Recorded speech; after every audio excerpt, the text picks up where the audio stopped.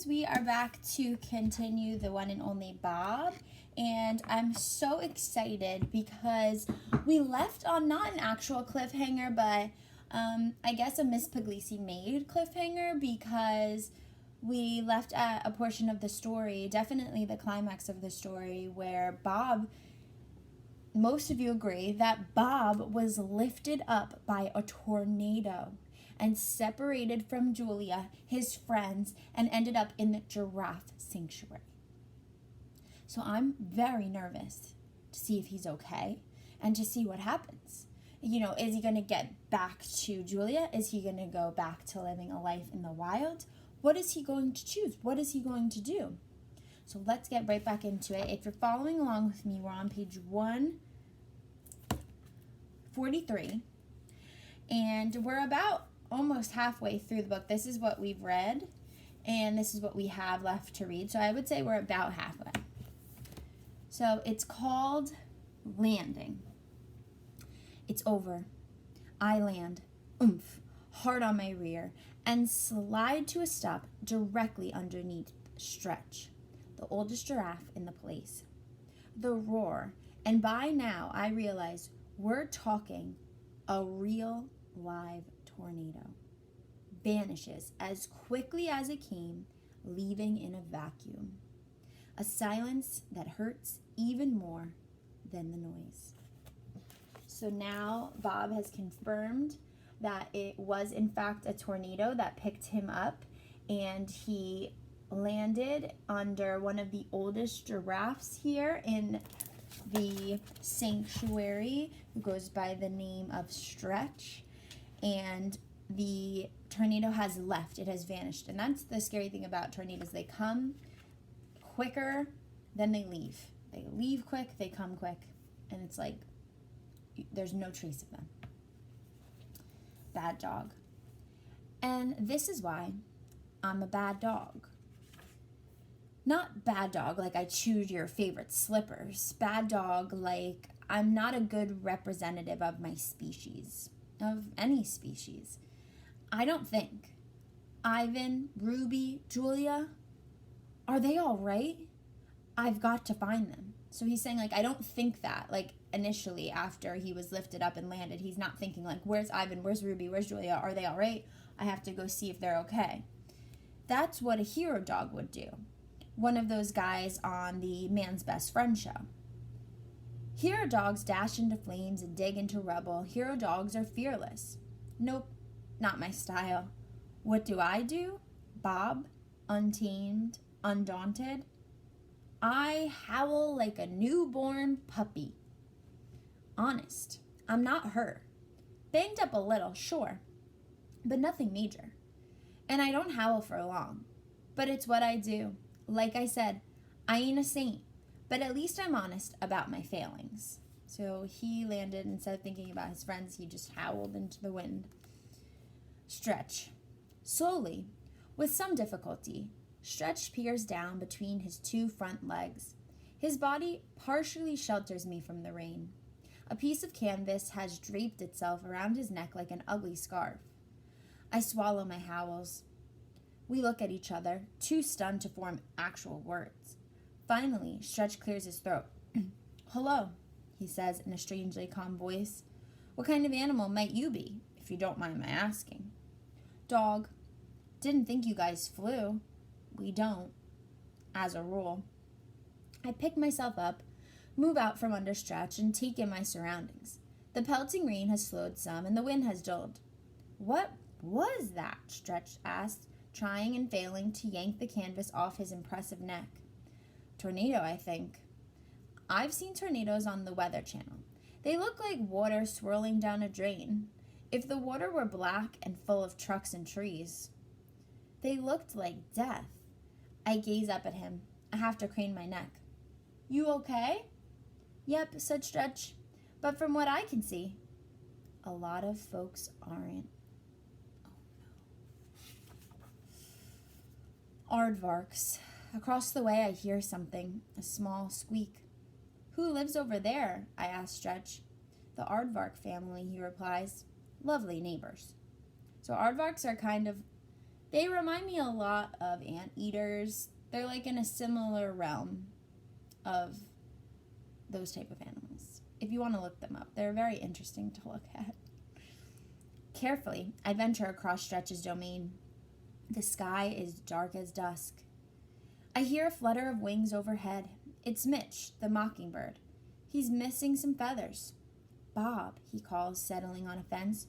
Was that you I saw up there? Yep. How are things looking? Not good. Lot of damage. Well, take care of yourself, I say. Likewise, he pauses to straighten a wayward feather. Little hint, by the way. Next time you fly, try flapping your paws. I make my way over a broken wooden barrier, tiptoe over some scattered glass and twisted metal, cross the paved path, and arrive at the aardvarks. More sounds. They're coming from what looks like a demolished keeper's shed. I hesitate, not sure what to do. It's a big mess, and I'm a small guy. Also, my head hurts. I feel dazed, fuzzy. My ears are ringing. I yank off some small stray boards with my mouth. For the record, small stray boards have small stray nails in them. Ouch. Underneath the boards are 3 shivering aardvarks, 2 babies and a mom. They're strange looking, I gotta say, with their long piggy snouts and bunny ears. You good, I ask? What's that? The mother manages to ask. Some seriously bad weather. Is it over? I consult the wind. Doubt it. You think everyone's okay? She asked. Dunno. Sure hope so. And then it hits me. Ivan, Ruby, Julia, George. Look, I gotta go, I say in a strangled voice. Any part of your indoor den survive? She nods. Think so. Go there. Lie low. Where's Pedro? The littlest aardvark asks. I feel my head with a front paw. A nice bump is forming. Who's Pedro? Our keeper. He'll come, I promise. Are you sure? The baby is asked. I'm sure, I say. But of course, I'm lying. So right now there's a tornado going around, so he's basically just saying I don't think that the keeper is going to necessarily leave his safety just to check on those animals, which isn't great. Sounds. The eerie quiet doesn't last. Before long, the squeals and shrieks and brays and squawks of the animal kingdom crowd the air. Terror, confusion, pain. From far off comes the wailing of sirens. Car alarms blare from the parking lot. Now and then people shout. Cries for help translate into any language, human or animal, fish or fowl. Never want to hear those again. Never, ever. Smells, and the smells, like I said, feelings have a scent. I figured I'd smell pretty much everything there was to inhale in this big old world, but the smell of sheer terror, of helplessness, of blood, of broken bones or torn wings, well, turns out there are a whole lot of smells I've never encountered. Didn't know how lucky I've been. Surveying the damage. I pick my way past the devastation. The tornado has left a random path of misery. The African aviary is gone. Simply gone. The kids' farm nearby, untouched. Although there are some very flustered chickens clucking like all get out of the safety of their hen's nest. I see few people. Hopefully a lot of potential visitors were scared off by the threatening weather. It looks like some of the animals listened to their early warning systems, those little voices inside telling them something bad was on their way. Quite a few seem to have taken cover before the brunt of the storm. Wish I'd paid more attention to my own internal weatherman.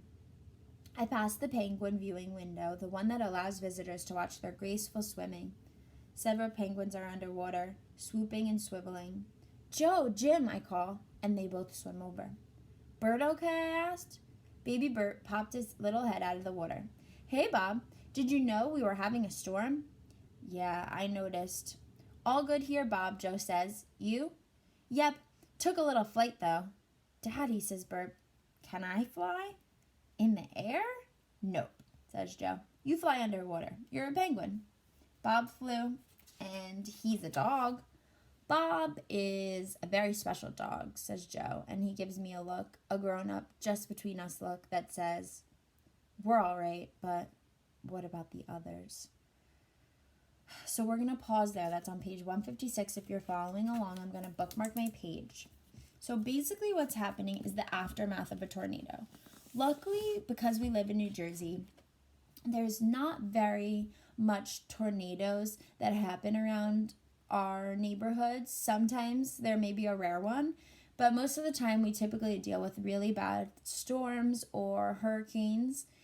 And so maybe, and I'm hoping that many of us haven't endured a tornado before in our lifetime, and they never will. But they're very, very terrifying and very scary.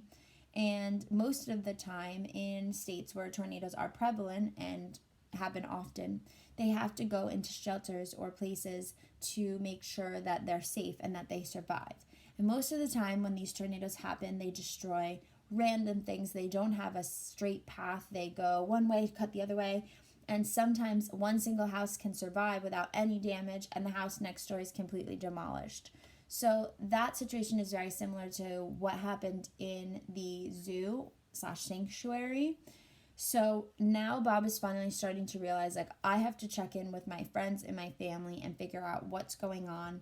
But on the way of that journey to go find his friends and family, he's checking in on the other animals that are also located inside of this place to see how they are. But you can tell that the anxiety and the fear and the terror and the damage is just unwavering and truly going to cause a lot of issues for the animals and the keepers in the future. So I'm going to ask you a couple questions on our Flipgrid video. Feel free to reply and let me know your opinion, because I really love when you guys think of things that I never thought of before. So I'm excited to see what you put there, and I'll see you on Monday.